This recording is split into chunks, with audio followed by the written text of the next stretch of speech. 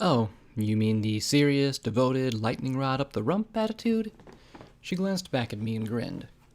Yeah, they were fresh out of those rectal rods when it came to me. Cost me some advancement, but eh. Dusk's more hardcore about that anyway. Who needs the stress? I stared at her in amazement. I'd almost forgotten what carefree looked like. I envy you. Her brows arched in surprise, and I explained. You just seem happy. I used to be like that, but now everything's gotten weird. You and Dusk. The yellow mare chuckled. Well, don't worry about it. Dusk is always a hard ass, especially when it comes to Dashites. The only time she actually unwinds is in bed. Usually takes a good licking, too. I blinked and flushed a little. You and her. Gloria had mentioned something about her being like her sister. Dancer just grinned. Huh. Is this going to be causing problems for the rest of her family? The yellow Pegasus arched a brow as I elaborated. I mean, Glory being alive and branded? Lightning Dancer rolled her eyes. Oh, that? I told Dusk to let it go, but of course she just couldn't. She rubbed her chin in thought. I suppose it's a big deal because of what happened with her mother. Her mother? I blinked in shock. What about her mother? Oh, her mom, Dawn, went Dashite 10 years ago, she said calmly. Then she noticed me gaping in amazement. Lightning Dancer cocked her head in confusion. Hasn't Morning Glory told you about it? No, she hasn't. I said quietly, glancing at the closed door. No yelling or shooting. I hope that was a good sign. She told me about her father, but... Well, it was one hell of a scandal. It started when Thunderhead was attacked by Fiendfire. He's the only dragon who actually manages to damage the city. During the fight, both her dad and the dragon fell to the surface. He was found by Surfacer Pegasus. She came back with him. Oh, but wasn't that a load of bad wind? You mean her mom wasn't Enclave? Nope. She seemed amused by my surprise. What? It happens. Sometimes Dashites have foals, or you'll get a throwback or something. Most of them last long enough to fly up and get hit by a lightning rod. She gave a shrug. For the best. This place has so many diseases and mutagens. Well, I had to get 24 shots just to be down here. And I had to be in quarantine for a month before they let me back up top. But he brought her back and threw all of his weight around to bend the rules. Once medical cleared her, they got married. The Dragon Slayer and the Surface Mare. She said with a sigh and a shake of her head. But she went Dashite? I asked. Dancer nodded, looking a little uncomfortable. Why? Well, Dawn was always funny. I mean, she never really fit in with Underhead society. She was always talking about how much we could help and telling stories about the surface. Some pony actually took a shot at her while she was at a speech she made for the university. Finally, some pony planted a bomb in their home. Didn't kill anyone, thank goodness, but soon after that she went back down. Huge disgrace to her family. She looked over the closed door with a worried frown. Hit Dusk hardest, I think, being the eldest. We were both finishing school when her mom left. Council Buck's wife going Dashite. It was pretty bad for our family as a whole. And Morning Glory? I asked as we reached the room. Lacuna stood as still as a statue in the corner. She was hurt more than angry. I mean, she was just a filly, and suddenly her mom was gone, and every pony was calling her dad a traitor. I think she believed that her mom and Dusk didn't. And what happened to her mom? It's a big wasteland. Who knows? Lightning Dancer said as she looked at Lacuna closely. So, this is an alicorn, huh?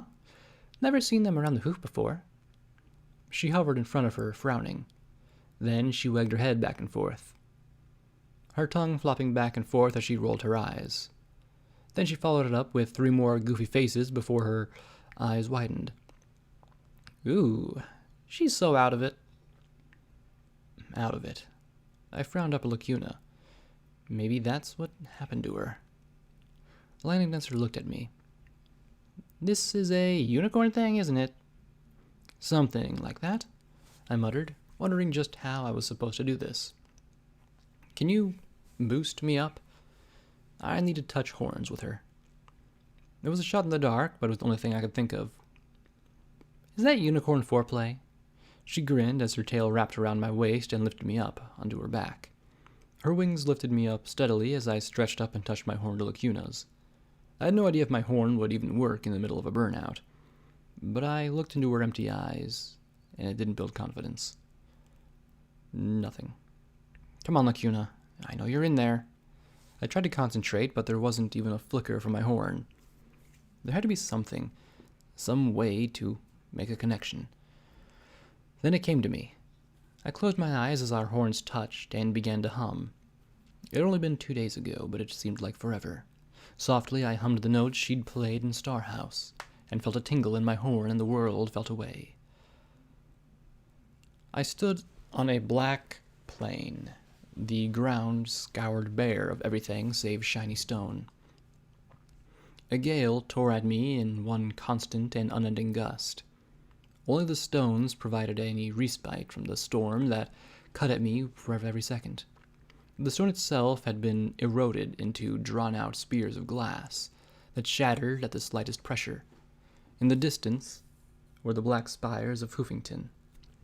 I could hear the screaming from here. I couldn't tell if it was the wind or something else. Embers were swept along in the gale, but I had no idea what their origins were. Everything was rendered in shades of gray, and I looked carefully at them by myself. Instantly, I wish I hadn't. My body was translucent white, but there were black blotches that seemed to crawl and creep slowly within me. Okay, free niche established. Now, where was Lacuna? I trod across this hellscape, for who knew how long before I spotted them. A tree, a street lamp, a chapel, one that I knew. Slowly, I approached the building, my normal colors returning as I stepped inside. Something was definitely off, though. Things seemed to blur and run together in the corners of my vision, and only came into focus when I looked directly at them. The building seemed off as well, larger and better built than I recalled. It was late, the room lit only by candles and the city glowing through the window. Sweet Celestia, please forgive me, for I have taken another life. Dearest Luna, please forgive me, for I have taken another life. A young mare whispered as she sat on a small pillow beside me. She was jet black with a cutie mark of a lit candle.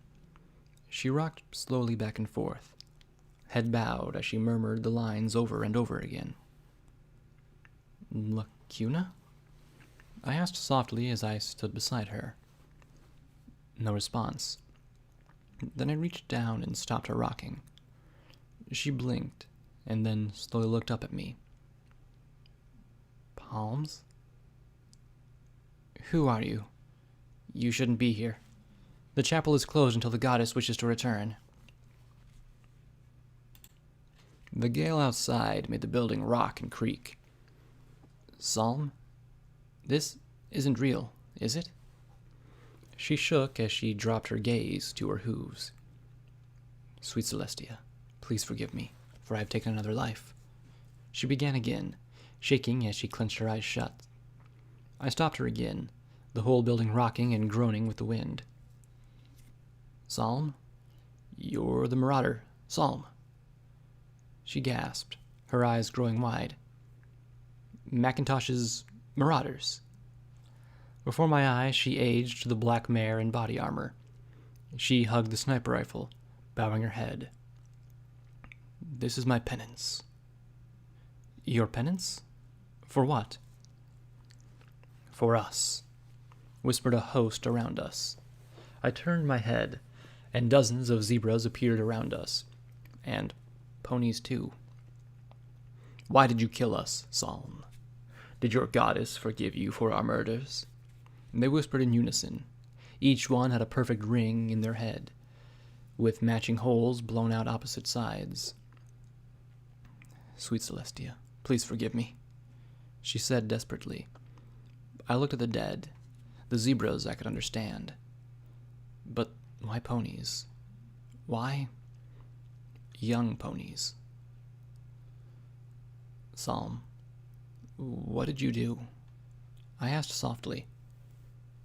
"She took the shot, pulled the trigger, ended our lives. She deserved to go to hell. Eternal punishment, not forgiveness." "No!" Psalm cried out as she hugged the rifle tighter. "The goddess forgave me. The goddess took me in unity."